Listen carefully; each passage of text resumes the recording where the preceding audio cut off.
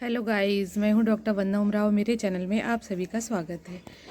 आज मैं अपना गार्डनिंग से रिलेटेड एक ब्लॉग लेकर आई हूं आप सबके लिए, जिसमें मैं एक जनरल टॉक करने वाली हूं गार्डनिंग से रिलेटेड।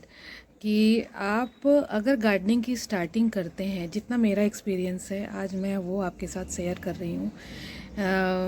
इन दो ढाई सालों में जितना मैं एक्सपीरियंस कर पाई हूँ अपने गार्डन में, तो वो सब मैं आपके साथ शेयर करती हूँ। तो चलिए मेरे साथ, आज मैं आपको गार्डनिंग से रिलेटेड कुछ चीज़ें बताने वाली हूँ जो काफ़ी यूज़फुल है। आप भी उनको अपना कर देखिए, यूज़ करके देखिए, काफ़ी आपको बेनिफिट मिलेंगे। तो चलिए मेरे साथ, मैं आपको दिखाती हूँ या समझाती हूँ आपको कि मैं अगर आप अपनी टेरेस में सब्जियां उगाते हैं, ऑर्गेनिक वेजिटेबल उगाते हैं। सबसे पहले मैं सब्जियों की बात कर लेती हूँ। ये मेरा मोटिवेशन समझ लीजिए या कुछ भी समझ लीजिए। अगर मैं तो कहूँगी आप अपने छोटे से स्पेस में, अगर आपके पास क्यारी है, ज़मीन पे उगाना है कुछ भी, तो आप बहुत आसानी से ग्रो कर सकते हैं। ज़्यादा खाद पानी की भी ज़रूरत नहीं होती है। लेकिन अगर ग्रो बैग गार्डनिंग करते हैं तो फिर आपको काफ़ी चीज़ों का सामना करना पड़ता है, क्योंकि स्टार्टिंग में तो ये समझ नहीं आता कि किस साइज़ का पॉट हम सेलेक्ट करें जो हमारी वेजिटेबल के लिए फ़ायदेमंद हो और हमें ज़्यादा से ज़्यादा फ्रूटिंग मिल सके। स्टार्टिंग में मैंने भी झेला है। मैंने मिट्टी के सारे पॉट सेलेक्ट कर लिए और 12 इंची के पॉट, तो उसमें कुछ सब्जियां तो हो जाती हैं, जैसे बैंगन वगैरह तो बहुत आराम से हो जाते हैं अगर आप सिंगल प्लांट लगाते हैं। क्योंकि स्टार्टिंग में लगता है हमने जितना सीड बोया है सारे प्लांट उखाड़े ना और सारे प्लांट हम ग्रो कर लें। तो इस तरह से नहीं आप ग्रो कर सकते हो। आपको एक पॉट में सिंगल प्लांट ही लगाना है। मैंने क्या ढेरों प्लांट एक ही पॉट में रहने दिए, इसलिए मैं फ्रूटिंग उनसे अच्छी नहीं ले पाई। तो इन सब चीज़ों का भी आपको ध्यान रखना है। और पॉट का सिलेक्शन बहुत ज़्यादा ज़रूरी है, क्योंकि अगर आपने वेजिटेबल के अकॉर्डिंग अगर आपने पॉट सही साइज़ का सिलेक्ट नहीं किया तो फिर आप उससे फ्रूटिंग नहीं ले सकते हैं। तो जब भी आप गार्डनिंग की शुरुआत करें, तो टेरेस गार्डनिंग की, तो हमेशा इस बात का ध्यान रखें कि आपको पॉट का साइज़ देखकर ही आपको वेजिटेबल लगानी है, तभी आप उससे अच्छी फ्रूटिंग ले सकते हैं। अगर आप ग्रो बैग का इस्तेमाल करते हैं उससे अच्छा तो कुछ भी नहीं है, क्योंकि उसमें पॉट आप इतने बड़े अपनी छत पर रख नहीं सकते हैं। तो आप ग्रो बैग में उगाएंगे तो ज़्यादा अच्छा रहेगा। ग्रो बैग में क्योंकि साइज़ बहुत सारे अवेलेबल हैं, अब तो बेड आ गए हैं जिसमें कि आप जितने भी क्रीपिंग वाले वेजिटेबल हैं, जैसे लौकी, कद्दू, खरबूजा, ककड़ी, ये सारे बहुत आसानी से ग्रो कर सकते हैं और डबल क्रॉप भी ले सकते हैं। जो बेल से फैलने वाली हैं वो भी लगा सकते हैं, साथ में आप नीचे पालक बो दीजिए। कुछ भी मल्टी क्रॉप करके भी आप बहुत सारी वेजिटेबल उगा सकते हैं एक साथ। तो इस तरह से आप सिलेक्शन करिए। और सभी कुछ ऑनलाइन अवेलेबल है, आप ग्रो बैग ऑनलाइन परचेज कर सकते हैं। हर तरह के ग्रो बैग हैं, फाइबर वाले भी हैं, जैसा आपको सेलेक्ट हो। मैं तो कहूँगी कि मुझे तो लेकिन अगर आपको गार्डनिंग आ गई है तो स्टार्टिंग में थोड़ी प्रॉब्लम होती है।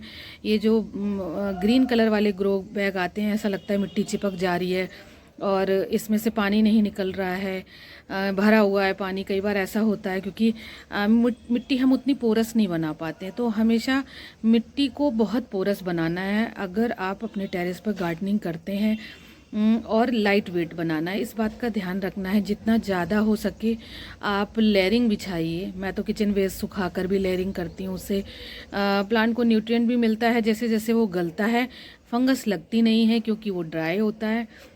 गीला किचन वेस्ट भरेंगे तो उसमें फंगस लगने का डर रहता है। लेकिन अगर सूखा किचन वेस्ट आप डालते हैं तो वो जैसे जैसे आप पानी डालेंगे वैसे वैसे न्यूट्रिएंट रिलीज़ करेगा और वैसे वैसे प्लांट को न्यूट्रिएंट मिलते रहेंगे। इसलिए मुझे वो किचन वेस्ट की लेयरिंग भी बहुत अच्छी लगती है। बहुत आराम से गर्मियों में सूख जाता है किचन वेस्ट।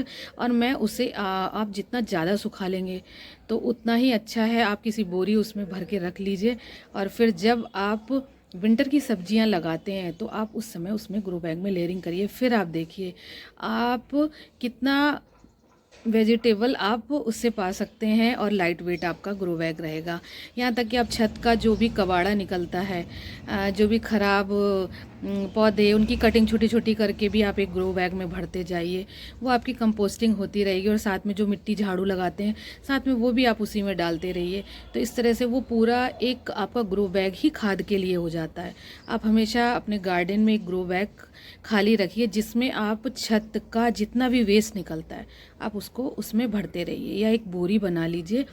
तो उस एक चीज़ भी मत फेंकिए, और ये भी ठान लीजिए कि मुझे कोई भी गीला सूखा कचरा जो भी है, मतलब गीला कचरा जो भी है जो हमारा किचन से निकलता है, किचन वेस्ट, उसको हमें बाहर नहीं फेंकना है। मैंने तो ठान लिया है, आप लोग भी ऐसा करिए मैं तो कहूँगी, क्योंकि हम अपने सिटी को गंदगी से बचा पाएंगे। और सबकी आप कंपोस्टिंग करिए। घड़े जो मिट्टी के आप लेते हैं, आप मिट्टी के घड़ों में जो पानी बेकार हो जाते हैं, जो ठंडा नहीं करते हैं, उन घड़ों में छेद करके आप उनको स्टैंड में रख के आप उसमें कंपोस्टिंग करिए। बहुत सारा किचन वेस्ट कई मटके बना लीजिए, बड़ा अच्छा उसमें कंपोस्ट होता है।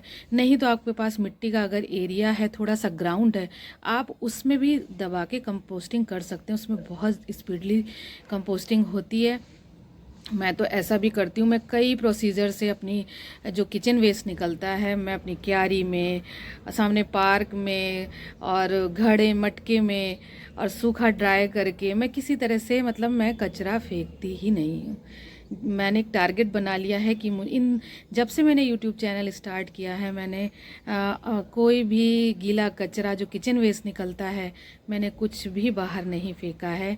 मेरी डस्टबिन एकदम खाली होती है, गर्मी हो या सर्दी, जबकि कितना वेजिटेबल आता है, मैं सब की कंपोस्टिंग करती हूँ। तो आप भी ऐसा करिए, और अपने इन्वायरमेंट को पॉल्यूशन से बचाइए, और आप सबकी कंपोस्टिंग करिए। आपके प्लांट के लिए काफ़ी यूज़फुल है, क्योंकि जो हम अर्थ से लेते हैं वो हमें अर्थ को देना भी होता है।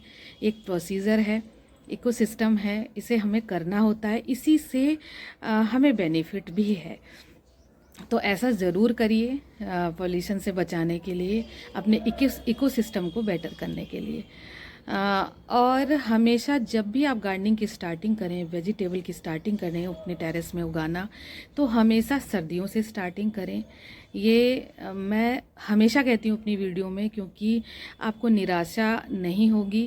और गार्डनिंग अगर करते हैं तो बहुत पेशेंस की ज़रूरत है। अगर आपने सोचा एक बार मैंने लगा दिया, फ्रूटिंग नहीं आई, प्लांट मेरा ख़राब हो गया, पता नहीं क्या हो गया, तो कोई बात नहीं, आप बार बार करते रहिए प्रयास, एक दिन आपको सफलता ज़रूर मिलेगी। जैसे हम कोई भी काम करते हैं तो कई बार हम बहुत निराश हो जाते हैं, लेकिन हम फिर उस दोबारा को काम को करते हैं। उसी तरह गार्डनिंग भी है, और जब एक बार आपको गार्डनिंग आ गई तो फिर आपको कुछ सीखने की ज़रूरत नहीं है, कुछ भी देखने की ज़रूरत नहीं है।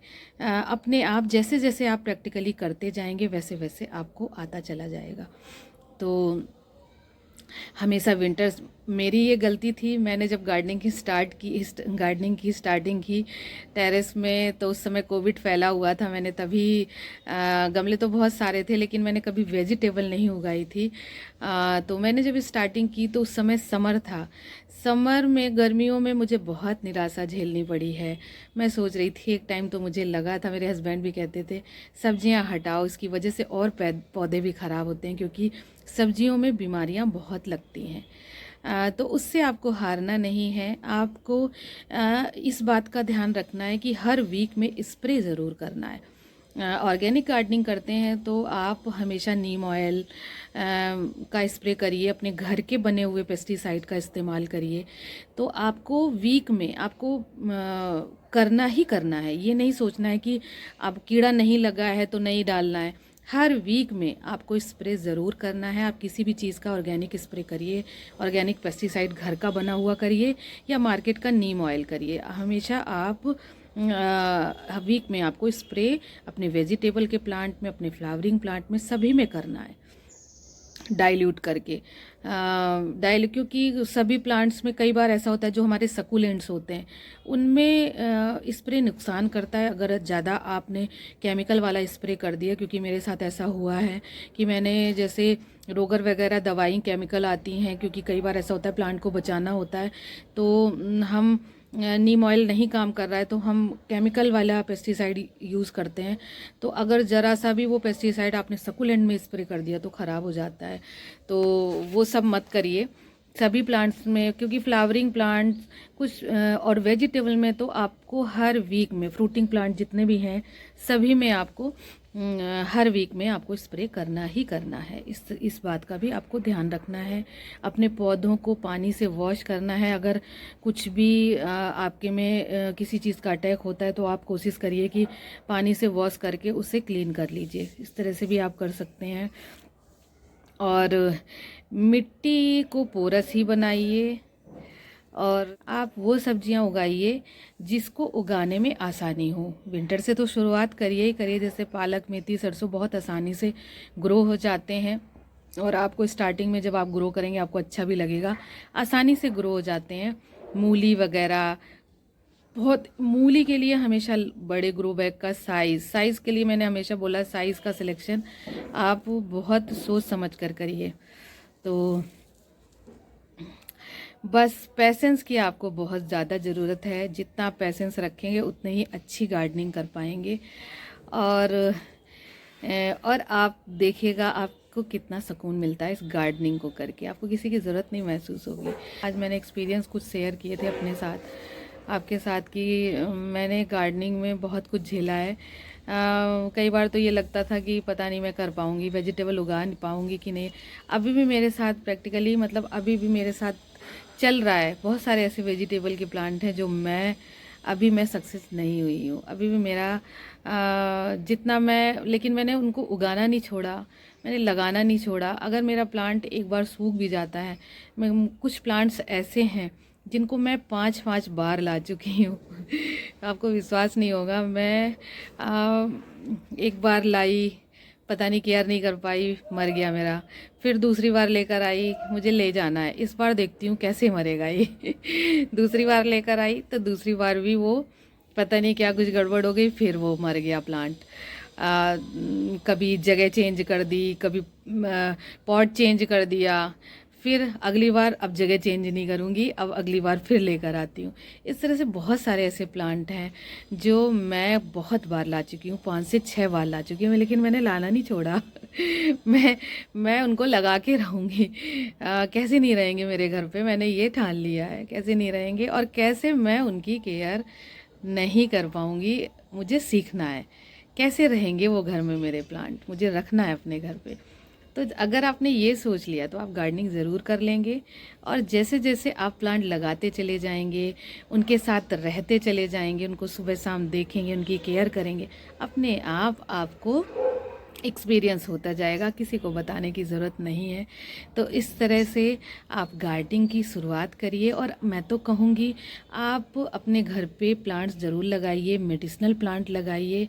मेडिसिनल प्लांट की थोड़ी केयर मुश्किल होती है, लेकिन मैं ये कहती हूँ कि आप तुलसी कई तरह के लगाइए, ज़रूर लगाइए, क्योंकि कभी भी आप उनका काढ़ा बनाकर पी सकते हैं, ग्रीन टी पी सकते हैं, लेमन ग्रास हमेशा लगा के रखिए, ऑल स्पाइस का प्लांट लगा के रखिए अपने घर पे, तुलसी की वैरायटियाँ, लौंग का अगर प्लांट आपके घर पे चल जाता है तो आप लौंग का प्लांट लगाइए, दालचीनी लगाइए, तेज पत्ता लगाइए।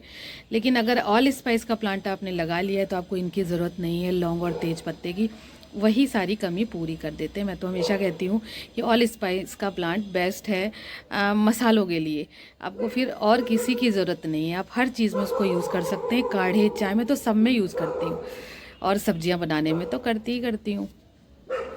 और कुछ और भी प्लांट है, गुड़हल ज़रूर लगाइए। जैसे फूलों से आपको हमेशा फ्लावरिंग चाहिए तो गुड़हल के प्लांट ज़रूर लगाइए। और कुछ ऐसे परमानेंट प्लांट हैं जो ज़रूर लगाइए, मेरी वीडियो हैं परमानेंट प्लांट की, उनको आप अपने घर पे जगह ज़रूर दीजिए।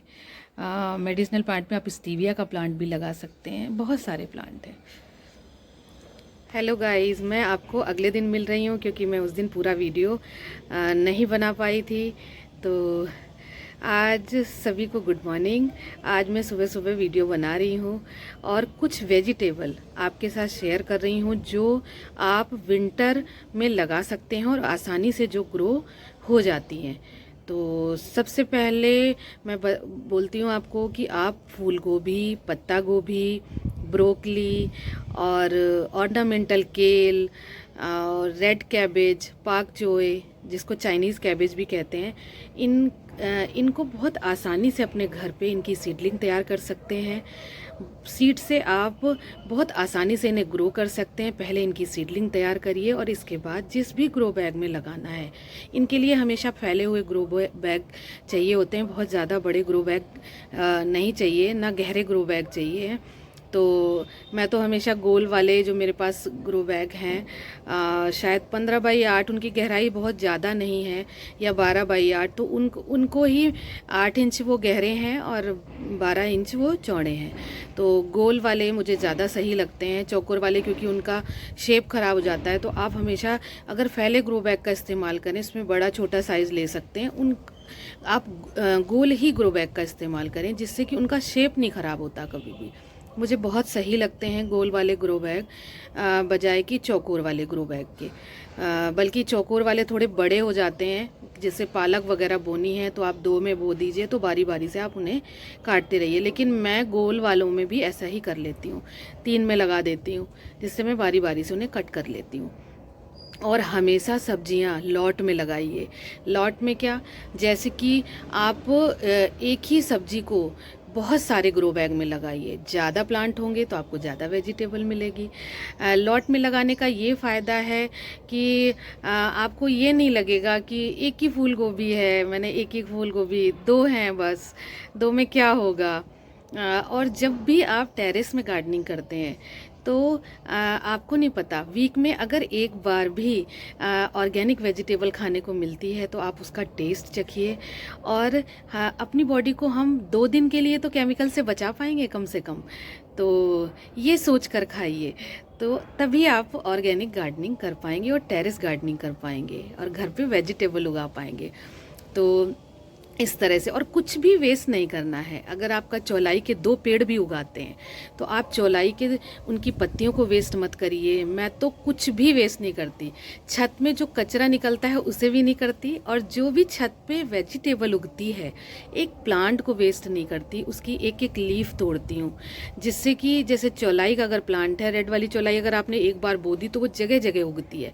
मैं अगर प्लांट भी उखाड़ती हूँ जगह जगह, जो उगे वाले हैं उनको भी मैं कट करके उनकी लीफ निकाल के उनको आटे में मल लेती हूँ। कभी सब्जी बना ली, मैं कुछ ना कुछ उनका बना लेती हूँ किसी तरह से भी। तो ये होती है ऑर्गेनिक गार्डनिंग। इस तरह से आप देखिएगा, आप वीक में कई बार अपनी छत की, जब आपको एक बार आ जाएगा तो वीक में आप कई बार अपनी वेजिटेबल, ऑर्गेनिक जो वेजिटेबल हैं जो आप अपने टेरेस में उगाते हैं, उनका यूज़ कर पाएंगे इस तरह से। और मैं ये भी बताना चाहती हूँ कि आप अपने छत पे हमेशा कुछ वेजिटेबल लगा के रखिए, जिसमें कि आप जो मालाबार स्पिनच है उसकी 2 वैरायटी लगा लीजिए। 2 तरह की वैरायटी है, ग्रीन वाली, एक रेड वाली। उनको हमेशा लगा के रखिए। हब सभी सीज़न में वो ग्रो करती है और लगी रहती है परमानेंट। तो उसको आप किसी तरह से यूज़ कर सकते हैं, साग में, आटे में गूंद के, सब्जी बना के, किसी तरह से। और बहुत मेडिसिनल वैल्यू है उसकी, तो उसको हमेशा लगा के रखिए। उसके पकौड़े भी बहुत टेस्टी बनते हैं, तो उसको हमेशा लगा के रखिए अपने टेरेस में।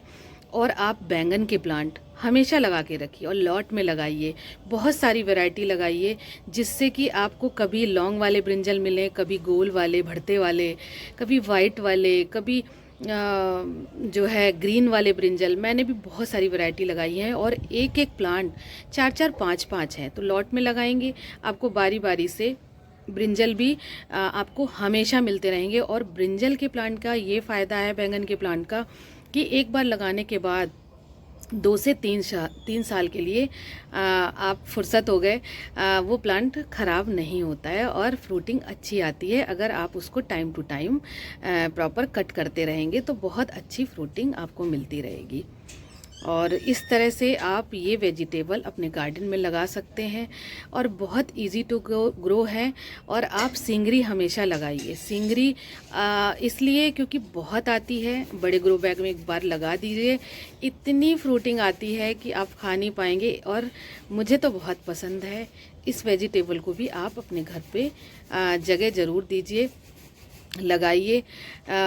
तो ये कुछ विंटर वेजिटेबल हैं जिनको बहुत आसानी से आप ग्रो कर सकते हैं। मिर्ची की भी कई वैरायटी लगाइए। मिर्ची थोड़ा जो भी टमाटर और मिर्ची के प्लांट हैं, इनकी भी पौध तैयार करके ही लगानी होती है। लेकिन इन प्लांट्स को कैल्शियम की बहुत ज़्यादा ज़रूरत होती है। तो इनका जब भी सॉइल मिक्सर बनाएं तो या तो आप बोन मिल का इस्तेमाल करें। मैं तो नहीं करती हूँ बोन मिल का, और मैं सजेस्ट भी नहीं करती हूँ किसी को, क्योंकि मैं कैल्शियम के ग्रेन्यूल्स लाती हूँ, मार्केट में एग्रीकल्चर शॉप में मिलते हैं। या फिर आप उसका भी इस्तेमाल कर सकते हैं। आप रॉक फास्फेट का इस्तेमाल करिए कैल्शियम के लिए। तो मैं इन्हीं चीज़ों का इस्तेमाल करके उस प्लांट को कैल्शियम की जब भी सॉइल मिक्सर बनाती हूँ तो उसमें मिक्स कर लेती हूँ। और बीच बीच में जब भी मैं लिक्विड मैन्योर देती हूँ उसमें भी वो ग्रेन्यूल्स ऐड कर लेती हूँ, जिससे कि थोड़ा सा कैल्शियम उनमें चला जाता है। और जितने भी आप घर के जैसे कच्चे दूध का इस्तेमाल करिए, खट्टी छाछ का इस्तेमाल करिए, वो बीच में आप देते रहिए। जब मिट्टी सूखी हो तो गुड़ाई करके ये सब चीज़ें भी बीच बीच में डालते रहिए। फिर देखिए आप मिर्ची में कितनी मिर्ची आएगी कि आप खा नहीं पाएंगे, इतनी मिर्ची आएगी।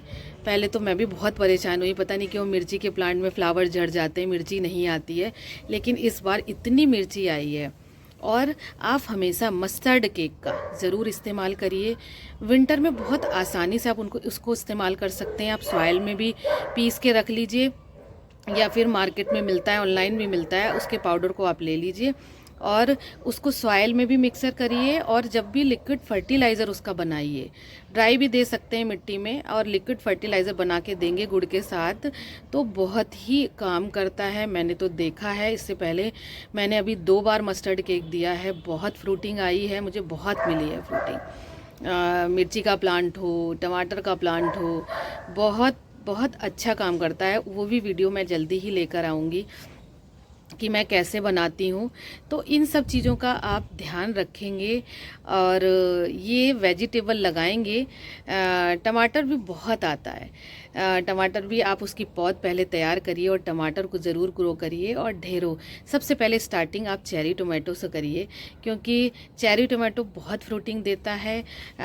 उसके लिए भी पॉट 12 इंची से छोटा तो मत लीजिएगा, 12 से 15 इंची का एक सिंगल प्लांट के लिए बेस्ट है। बड़ा पॉट है तो आप 2 प्लांट लगा सकते हैं।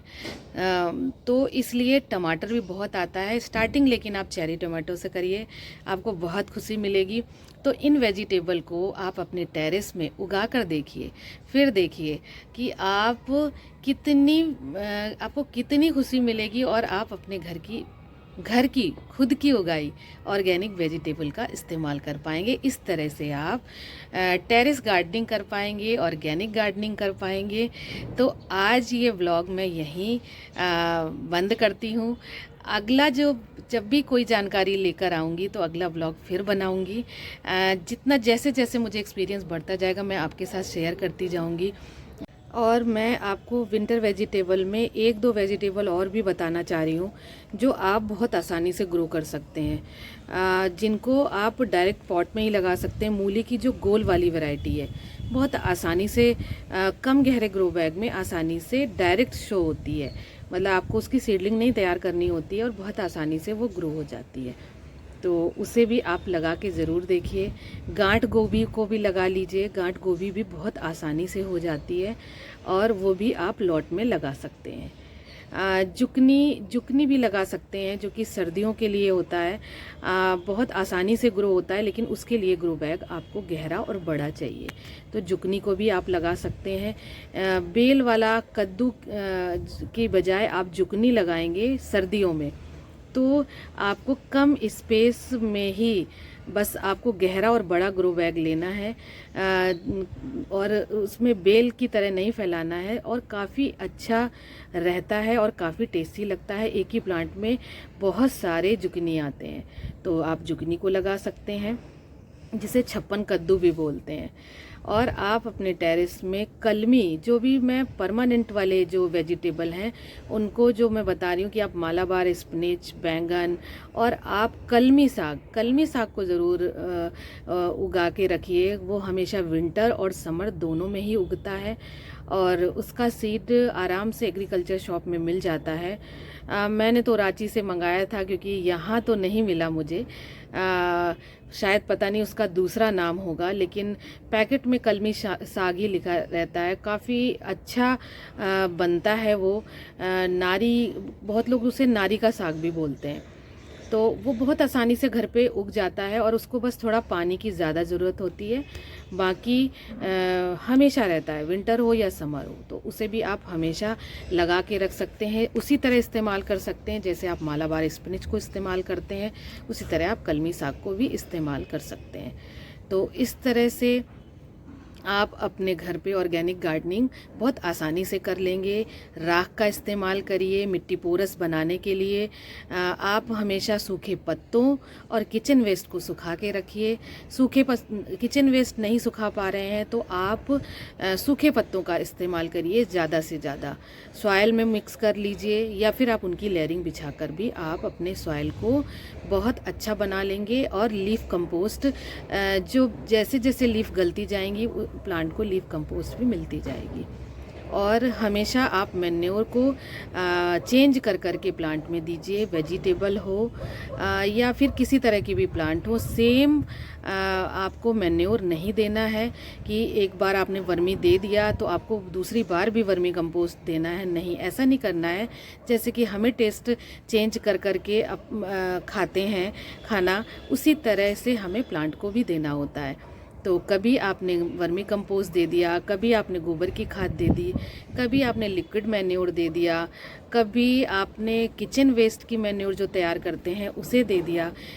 इसी तरह आप लिक्विड फर्टिलाइज़र भी बनाकर दे सकते हैं, किचन वेस्ट का भी दे सकते हैं। आप तरह तरह के फर्टिलाइज़र आप चेंज कर कर के दीजिए, तो फिर देखिए आप कितनी अच्छी गार्डनिंग कर पाएंगे, ऑर्गेनिक वेजिटेबल उगा पाएंगे। आपको वीडियो अच्छा लगा हो तो प्लीज़ लाइक करिएगा, शेयर करिएगा, मेरे चैनल को सब्सक्राइब करिए। आप मुझे इंस्टाग्राम में भी फॉलो कर सकते हैं।